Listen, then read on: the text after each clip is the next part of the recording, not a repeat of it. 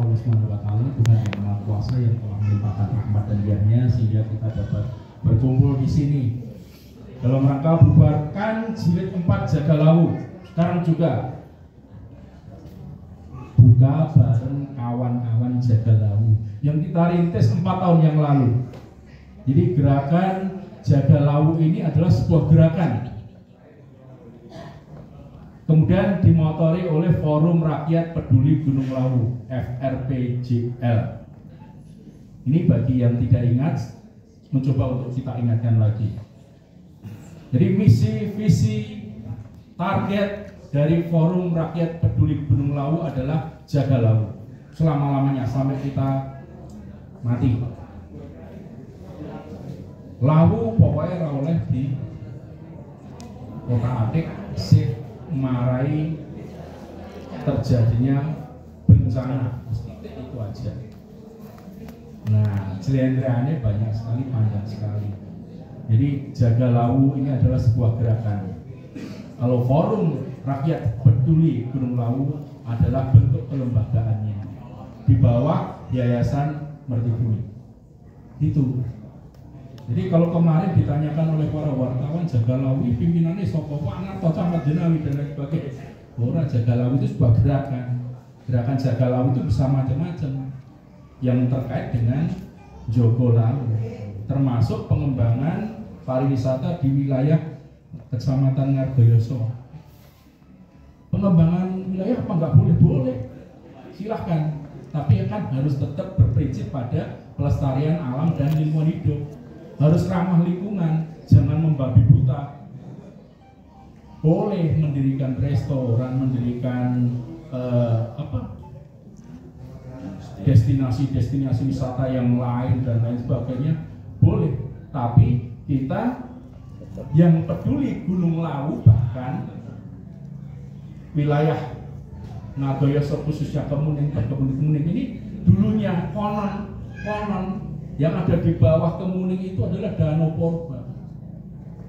Jadi makanya kualitas air Gunung Lawu, kualitas air di Kemuning ini memang luar biasa.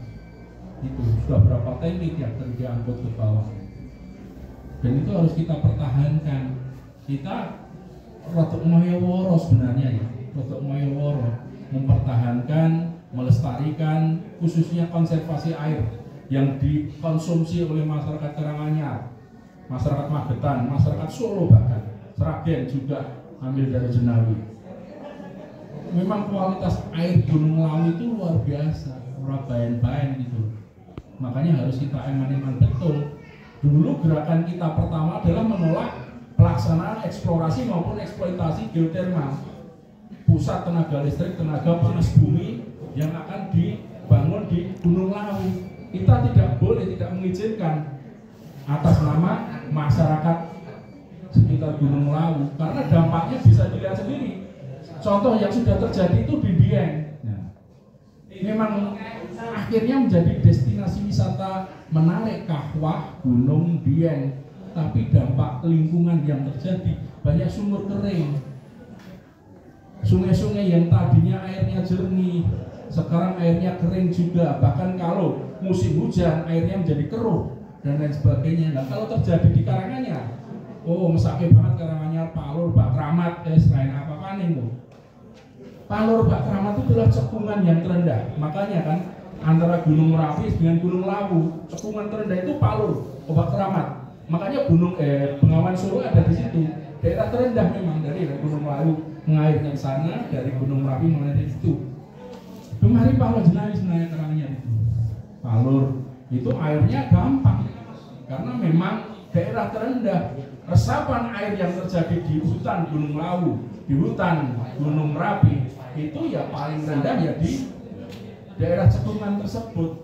Makanya sering disebut Lawu adalah gentong mata airku. Jangan dirubah sekali-sekali menjadi Lawu akan menjadi mata airku atau mata air cucu-cucu kita. Jangan. Jadi Jaga Lawu tetap harus eksis.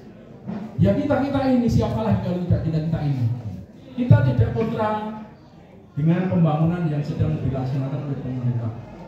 Misalkan pemerintah akan membangun pusat listrik tenaga panas bumi, ya jangan di Gunung Lawu dulu. Atau tenaga listrik itu tidak dari panas bumi lah. Emang paling murah panas bumi ya. Dari sumber-sumber energi yang lain, Indonesia, bentangan Indonesia, ini garis pantainya panjang sekali. Belanda, Londo itu negara kecil, jajah kita dulu ya. Itu tenaga listriknya dengan kincir angin itu. Pantainya nggak banyak, tapi dengan kincir angin mereka menghasilkan beribu-ribu watt listrik mereka. Nah Indonesia yang panjang pantainya luar biasa ini, anginnya kan gede nih pantai itu. Nah itu saja dulu gitu. Gitu. Dan saya yakin setiap ada pengembangan proyek-proyek besar seperti itu, ada kepentingan-kepentingan eksploitasi yang membabi buta, itu yang tidak kita suka. Makanya pembangunan di Indonesia itu pembangunan yang berwawasan lingkungan. Nah ini kebetulan di sini Mas Eko ada, Mas Nurdin tadi ada dari Disparpora. Nah untuk pengembangan wisata di wilayah Kecamatan Ngartoyoso khususnya di Kemuning, Kebun Teh dan lain sebagainya, itu beliau nanti yang paling tahu. Dan misi kita adalah agar tetap dilaksanakan dengan bijaksana, berimbang, tidak merugikan masyarakat, apalagi merugikan alam dan lingkungan yang ada di wilayah Ngartoyoso khususnya di Kemuning, Segoro Gunung dan lain sebagainya. Pokoknya yang Kebun Teh di Jenawi juga ada itu yang kerjasama dengan tapi belum sampai saat ini ya, dengan Dukun Sari Kemuning belum, tapi memang sudah dikasih hak Desa Jenawi sama Desa Gumeng itu punya tanah punyanya Pangdam itu, tapi belum dikelola sampai saat ini. Kalau di Kemuning, kalau di Garut kayaknya sudah banyak sekali yang sudah dikelola. Itu saja dari saya. Barangkali Mas Eko mewakili Disparpora seperti itu.